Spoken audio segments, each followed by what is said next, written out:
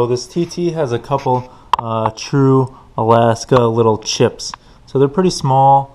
I technically have 3 of them. I'm going to start over here. So I bought this kit from AutoZone that's supposed to repair chips up to 1 1/4 inches in diameter. So it should be pretty easy. The kit comes with instructions, but film it anyway. So the first thing we're going to do is use the included push pin to clean out any loose glass. I don't think there will be any.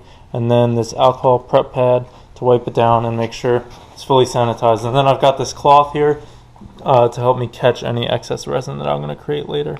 So once this alcohol dries, we're going to take this little sticky piece. So we're going to peel off one side, center it over the hole, and press it into place with the tab pointing up. We can look through the other side and make sure there are no air bubbles underneath. If so, we'll kind of squeegee them out by pressing on it. And then once that's in place, we'll peel off the other side and put on the base, obviously lined up. I have this resin tube right here. So I'm just going to use these tin snips right here, cut off a little bit. Careful not to drip it anywhere, and squeeze it into this tube.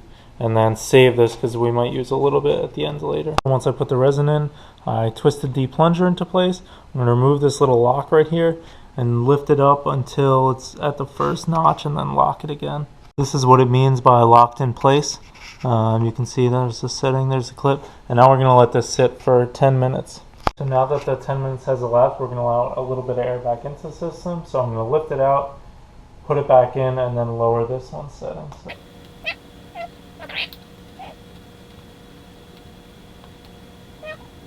There we go. Now it's going to sit for another 20 minutes. So I just removed everything, used this little safety razor to kind of peel off that. And then I put a little extra drop of resin on there, put this plastic piece over it, squeegeed out any air bubbles with this, and now we're letting this cure. So we're going to let it sit in the sun for up to an hour. Should take only 15 minutes on a bright sunny day, but we'll leave it for a bit longer. And then we'll scrape this off again and should be done. So here's the final result. I know it's kind of hard to see because there's really not much to see, but so I bought 3 of those Permatex kits 3 times. You really can't see anything.